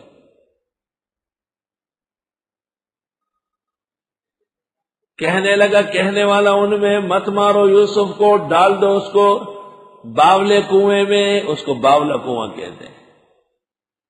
یلتقطہ بعض السیارہ، اٹھا لیں گے اسے بعض مسافر، ان کنتم فاعلین، اگر تم کچھ کرنے والے ہو۔ اسی پر فیصلہ ہو گیا کہ بھئی جنگل لے جا کر کے ایک ویران کنواں معلوم ہے، اس میں اس کو ڈال دیتے ہیں۔ قالوا، کہنے لگے، یا ابانا، اے ابا جان، ما لک، آپ کو کیا ہوا، لا تامنا لا یوسفا، باور نہیں کرتے ہیں ہم پر یوسف کے بارے میں، وَإِنَّا لَهُ لَنَاصِحُونَ، اور ہم اس کے خیر خواہ ہیں۔ اسکیم بنا لی اور پھر آ کے حضرت یعقوب سے کہا کہ آپ آج کل بھائی کو ہمارے ساتھ جانے نہیں دیتے، آخر بھائی ہے، ہم دشمن تو نہیں ہیں، کہ آپ کو اتنے خطرے ہم سے کیوں پیدا ہوئے؟ کیا بھائی بھائی کا دشمن ہو سکتا ہے؟ توبہ! دیکھو اتنے ناکارہ لوگ ہیں، یوسف کو قتل کرنے کے درپے ہیں، لیکن پیغمبر کے بیٹے ہیں، عقیدہ مضبوط ہے کہ یعقوب غیبدان نہیں ہے۔ اس کو اگر ان کو یہ پتہ ہوتا کہ انبیاء کو سب کچھ معلوم ہوتا ہے تو پھر وہ ایسا اسکیم بنا دے۔ معلوم ہوا کہ یہ مبتدئین، ان کا عقیدہ بعد میں گھڑا گیا ہے۔ قدیم زمانے میں کوئی گناہگار بھی ایسا نہیں سوچتا کہ کوئی مخلوق نبی یا ولی وہ غیبدان ہو سکتا ہے۔ ارسلہ معنا غدا، بھیج دے ان کو ہمارے ساتھ کل، یرتع، کھائے، ویلعب، اور کھیلے، وَإِنَّا لَهُ لَحَافِظُونَ، اور بے شک ہم اس کی حفاظت کریں گے۔ اب ایک ایسی بات شروع کر لی کہ یوسف علیہ السلام لڑکے تھے نا، الصبی صبی ولو کان ابن النبی، بچہ تو بچہ ہی ہوتا ہے اگرچہ پیغمبر کا بیٹا ہو۔ تو جب انہوں نے کہا بہت زبردست سیر ہے، پھول ہے، جنگل ہے، ٹھنڈی ہوائیں ہیں، درخت ہے، باغات ہے، یہ کھیل بھی لے گا، ہوا اچھی چلتی ہے، اور ساتھ ساتھ کچھ پھل ول بھی کھا لے گا۔ تو حضرت یوسف بھی آئے اور یعقوب علیہ السلام سے کہا کہ ابا جان اجازت دے دے، بھائیوں کے ساتھ جانا ہے۔ اور وہ یوسف جس نے مستقبل کی آبادی کا اور عزت کا خواب دیکھا ہے، وہ بھی غیبدان نہیں، اور وہ یوسف جس کا قصہ اللہ بیان کر کے خوب مزے سے ارشاد فرماتے ہیں، وہ یوسف غیبدان نہیں ہے، تو شیخ عبد القادر و داتا کہاں سے غیبدان ہو گئے؟ قال، حضرت یعقوب نے کہا، انی لیحزننی، بے شک مجھ کو غمگین کرتی ہے، ان تذهبوا به، کہ تم لے جاؤ اس کو، واخاف ان یاکلہ الذئب، اور مجھے ڈر لگتا ہے کہ کھان لے اس کو بھیڑیا، وانتم عنہ غافلون، اور تم اس سے بے خبر رہ جاؤ گے۔ جنگلوں میں ہر قسم کے خطرات ہوتے ہیں، چھوٹا بچہ ہے، کہیں ایسا نہ ہو کہ تم لوگ اپنی کشتی اور کھیل بازی میں لگ جاؤ اور اس کو تن و تنہا چھوڑو، اس کو بھیڑیا کھائے۔ امام قرطبی نے اپنی تفسیر میں لکھا ہے کہ یعقوب علیہ السلام کا مقصد بھیڑیے سے ان میں کوئی ظالم تھا، لیکن بغیر دلیل شرعی کے کہہ نہیں سکتے تھے، اور اس کہنے سے ہی ان کی پلاننگ مکمل ہو گئی کہ چلو یعقوب علیہ السلام کو ویسے بھی ڈر تھا کہ بھیڑیے نہ کھائیں، بس ہم یہی کہیں گے کہ بھیڑیے ہی کھا گیا، آپ فرما رہے تھے اور وہی ہوا۔ علماء نے لکھا ہے کہ ایک بچہ یا نہ تجربہ کار آدمی جب ایک کام کرتا ہے تو آپ یہ نہ کہیں کہ برتن توڑ نہ دے، ضرور ٹوٹ توڑے گا، آپ کہیں کہ نہیں یہ بالکل نہیں توڑتا ہے، اور یہ ایک ایک چیز صحیح طرح پہنچاتا ہے، تو اس کے پیروں میں طاقت آ جائے گی اور ہاتھوں میں جماؤ آ جائے گا۔ اور اگر آپ نے کہا کہ یہ تو بیکار ہے، بس ادھر سے اٹھائے وہاں ڈالے، تو وہ 10 نیچے گرا جائے گا اور خوف طاری ہو جائے گا۔ قالو کہنے لگے لئنک لہ الذئب، اگر اس کو کھا گیا بھیڑیا، ونحن عصبۃ، اور ہم ایک جماعت موجود ہو، انا اذا لخاسرون، بے شک ہم اس وقت تاوان والے ہوں گے۔ فلما ذهبوا به، جس وقت لے گئے یوسف کو، واجمعوا، اور طے کیا، ان یجعلوا فی غیابۃ الجب، کہ ڈال دے حضرت یوسف کو ویران کنویں میں۔ یہاں پر تفسیروں میں بڑے واقعات لکھے ہیں، ایسا گرایا، ایسا تپڑ مارا، ایسا مکہ مارا، یہ سب ایسی اسرائیلی باتیں، ایسا مارا کہ بس پوچھو نہیں، دبا دب پٹائی لگا رہے تھے۔ مفسرین بھی بادشاہان ہیں، جو ان کو ملا وہ سب بیان کیا۔ ابن کثیر اور قرطبی نے انکار کیا ہے اس کا۔ وَأَوْحَيْنَا إِلَيْهِ، اور ہم نے وحی بھیجی حضرت کو، یوسف کو، انہیں دل میں بانٹ ڈالی، لَتُنَبِّئَنَّهُمْ بِأَمْرِهِمْ هَذَا، ضرور بتائیں گے آپ ان کو ان کے اس معاملے کا، وَهُمْ لَا يَشْعُرُونَ، ان کو یاد بھی نہیں ہوگا۔ ایک زمانہ آئے گا کہ آپ یہ سارے واقعات ان کو کہیں گے اور یہ بہت شرمندہ ہوں گے۔ یہ تسلی اللہ نے ان کے دل میں ڈالی۔ یوسف علیہ السلام کو کنویں کے اندر گرا دیا اور پھر ایک بکرے کو تلاش کیا، اس کو کاٹا اور اس کا گوشت ووشت بھون کے کھا لیا، اور اس کے خون میں حضرت یوسف کی قمیص کو لت پت کیا۔ وَجَاءُوا أَبَاهُمْ عِشَاءً يَبْكُونَ، آ گئے اپنے والد کے پاس، رات کو رو رہے تھے۔ دن میں تو آ نہیں سکتے تھے، پتہ چلتا ہے سچے جھوٹے کا، اندھیرے میں آئے اور چیخ رہے ہیں، اور یہ جو ہے نا شڑ شڑ کر رہا ہے، اور بڑی تعداد ہے ان کی۔ یعقوب علیہ السلام کس کس کو دیکھیں گے؟ وَجَاءُوا أَبَاهُمْ عِشَاءً يَبْكُونَ، آ گئے اپنے والد کے پاس رات کو روتے ہوئے۔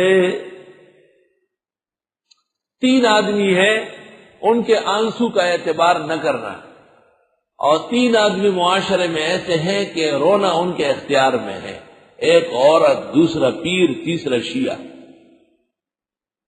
رونا ان کے فعل اور کسب میں شامل ہے، ان کی کاریگری ہے۔ عورت بھی ایک دم جو ہے نا شور شور وائی تو دماغ خیال نہ کہ مانا خبر نہیں تھا تو سکے بس تو بڑا خواہش بنی، یہ سب خبر ہے، آج سے خبر ہے۔ اور پیر صاحب سیکنڈوں میں بس ہم فقیر اور ہم اللہ والے اور ہمارے بزرگ اور ان کے جوتے اور خڑ خڑ خڑ رونا شروع، اس کے بعد یہ کیسے رونا تھا بھائی، اتنے زور زور سے ہنس رہے ہیں، یہ وہی شیعوں کا نانا جان ہے۔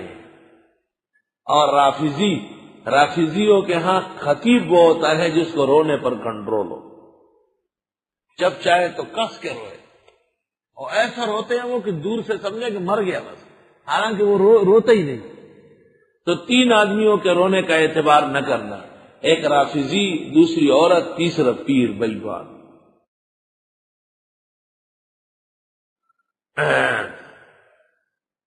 تفسیر میں لکھا ہوا ہے کہ ایک عورت قاضی شریح کی عدالت میں آئی اور بہت رونے لگی، لیکن قاضی شریح اس کی بات نہیں مان رہے تھے۔ تو کسی نے کہا کہ آپ اس کے رونے کو بھی نہیں دیکھتے، تو قاضی شریح نے کہا تم نے سورۃ یوسف نہیں پڑھی ہے، وہ پیغمبر یعقوب کے بیٹے کیسے جھوٹا رونا رو رہے تھے۔ وَجَاءُوا أَبَاهُمْ عِشَاءً يَبْكُونَ، اور آ گئے اپنے والد کے پاس رات کو روتے ہوئے۔ یہ عورتوں کی عادت ہے کہ جب کسی کے گھر میں میت ہوئی ہو اور وہاں قریب چلی جاتی ہے تو رونا شروع کر دیتی، تاکہ وہ لوگ کہے کہ واقعی بہت درد و غم والی ہے، یہ ہماری غم میں شریک ہے۔ تو ہمارے استاد تھے مولانا عبداللہ کا خیل مرحوم، انہوں نے کہا کہ ایک دفعہ ہمارے گھر اچانک عورتیں داخل ہوئی اور رونا شروع کر دیا۔ تو ہم نے کہا وہ گھر یہ نہیں ہے، وہ ادھر ہے۔ کہنے لگے اچھا یہ نہیں ہے، ہنسنا شروع کر دیا۔ ابھی چیخ رہی تھی، اور ابھی جب کہا یہ گھر نہیں ہے، وہ تو سامنے والا ہے، تو کہا خواہ دانا دن فخداش ہے یا خدا ہمارے دو بھائی۔ مرد کے آنسو قیمتی ہوتے ہیں، وہ اپنے رب کے حضور اور حقائق سے گرتے ہیں، اس لیے وہ احد پہاڑ سے زیادہ اللہ کے ہاں وزندار ہوتے ہیں، مرد مومن کے آنسو۔ اب یہ رو رہے ہیں، چخ چخ کر رہے ہیں۔ قالوا یا ابانا، کہنے لگے ابا جان، انا ذهبنا نستبق، ہم گئے تھے، دوڑ رہے تھے، جنگل میں دوڑ لگا رہے تھے مقابلے کی۔ وترکنا یوسف عند متاعنا، اور چھوڑا تھا یوسف کو اپنے سامان کے پاس، چھوٹا تھا وہ دوڑ نہیں سکتا تھا۔ فاکلہ الذئب، پس اس کو کھا لیے بھیڑیے نے۔ وما انت بمؤمن لنا، اور آپ تو ہے ہی نہیں باور کرنے والے ہم پر، ولو كنا صادقین، اگرچہ ہم سچے ہیں۔ وجاء ولا قمیصه بدم الكذب، لے آئے حضرت یوسف کے قمیص پر لہو جھوٹا لگا کر، بکرا کاٹ کے اس کے خون میں لت پت کیا۔ حضرت یعقوب کو کہا یہ اس کی قمیص ہے۔ مفسرین نے لکھا حضرت یعقوب نے قمیص دیکھی اور فرمایا افسوس بھیڑیے پر، یوسف کو کھا گیا اور قمیص پھٹی ہی نہیں، صحیح سلامت قمیص آئی ہے۔ قال بل سولت لكم انفسكم امرا، حضرت نے فرمایا بلکہ گھڑا ہے تمہارے لیے تمہارے جیوں نے کوئی سازش، بلکہ گھڑا ہے تمہارے لیے تمہارے جیوں نے کوئی سازش۔ اتنا تو حضرت سمجھ گئے کہ یہ ویسے عام واقعہ نہیں ہے۔ فصبر جمیل، پس صبر عمدہ ہے، واللہ المستعان علی ما تصفون، اور اللہ سے مدد مانگ رہا ہوں جو باتیں تم کر رہے ہو، اللہ میری مدد کرے۔ صبر جمیل اس صبر کو کہتے ہیں جس میں اللہ سے امید قائم دائم ہو۔ صبر جمیل اس صبر کو کہتے ہیں جس میں مخلوق پر سہارا نہ ہو۔ صبر جمیل اس صبر کو کہتے ہیں جس میں مخلوق سے شکوہ نہ ہو۔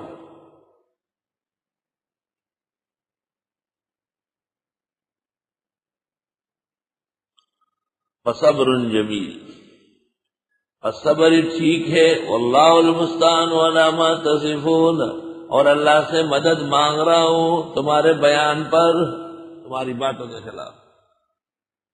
حضرت تو غم میں ڈوب گئے اور رونا شروع کر دیا۔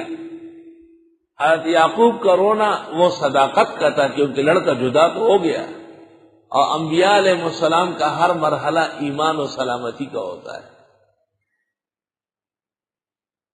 وجاءت سیارۃ، آ گیا قافلہ، ایک قافلہ مسافروں کا وہاں پہنچا، اور پہنچ کر کے قافلے میں پانی ختم ہو گیا۔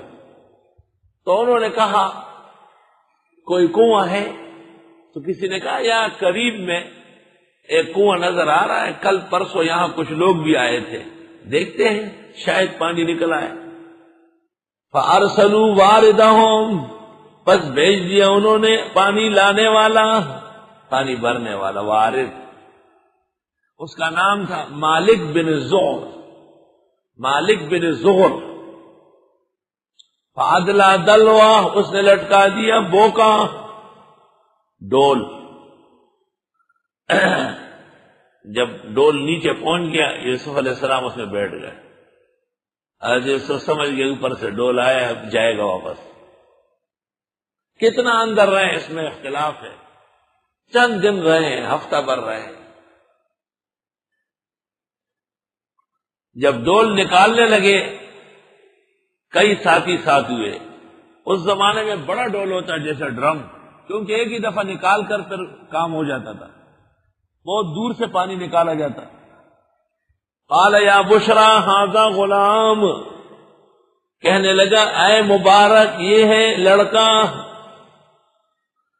کیا دیکھتے کہ یوسف علیہ السلام آفتاب و ماہتاب باہر آ گئے. تو اس نے کہا ایک خوبصورت لڑکا ملا ہے. ظاہر بات ہے کنویں سے نکلا ہے، کسی کا غلام ہی ہوگا.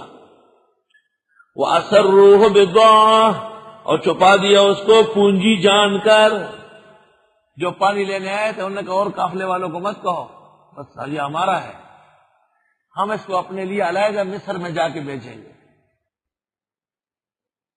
واللہ علیم بما یعملون، اور اللہ جانتے ہیں جو یہ کرتے تھے.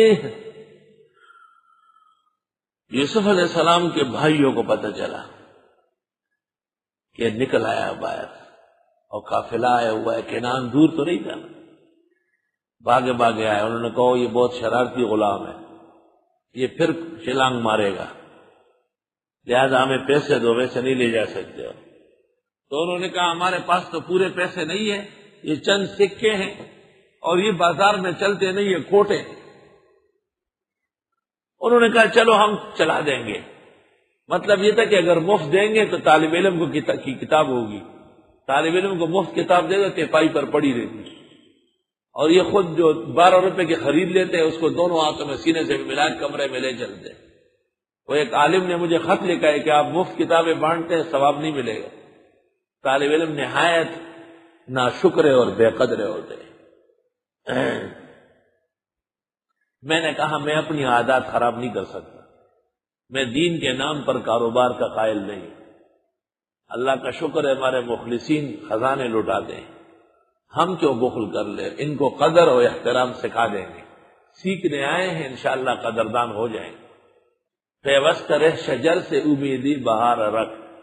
اور وہ شخص استاد کہلانے کا مستحق نہیں جو اپنے شاگردوں سے مایوس ہو. شکوہ شکایات تو کرتا ہے لیکن پھر سامان بھی دیتا ہے تاکہ لوگوں میں عقل آئے، احترام آئے، شکریہ آئے. یاد تو ہم کو کیا عذر و شکوہ ہی صحیح، اہل قربت سے شکایات چلی آتی. وَشَرَوْهُ، اور انہوں نے بیچا یوسف کو بثمن بخس، قیمت کھوٹی سے، دراہم معدودہ جو درہم تھے چند. وَكَانُوا فِيهِ مِنَ الزَّاهِدِينَ، شیخ الہند نے دراہم معدودہ کا ترجمہ کیا ہے چند چونیاں، چند چونیاں. وَكَانُوا فِيهِ مِنَ الزَّاهِدِينَ، اور وہ تھے اس میں بے رغبتی کرنے والے. یہاں ایک تفسیر تو یہ کہ برادران نے قافلے والوں کو بیچا، دوسری تفسیر یہ کہ نہیں، کنویں سے نکالنے والوں نے کسی اور کو بیچا. اور زہد کے معنی ہے ترک دنیا، تھے اس بارے میں بے رغبتی کرنے والے. انہیں پیسوں کی ضرورت نہیں تھی، مقصد یوسف کو دور بھیجنا تھا. اللہ. اب یہاں ایک مسئلہ ہے کہ اگر کوئی شخص کھوٹے پیسے چلاتا ہو، جھوٹی کرنسی نکالتا ہے، جھوٹی کرنسی جلدی مالدار بننے کے لیے، نہ یہ دیکھتا ہے کہ مولوی ہے، نہ یہ دیکھتا ہے کہ کسی اچھے گھرانے کا ہے. اس مال بے غیرت نے بڑے بڑے غیرتیوں کی کمر توڑ.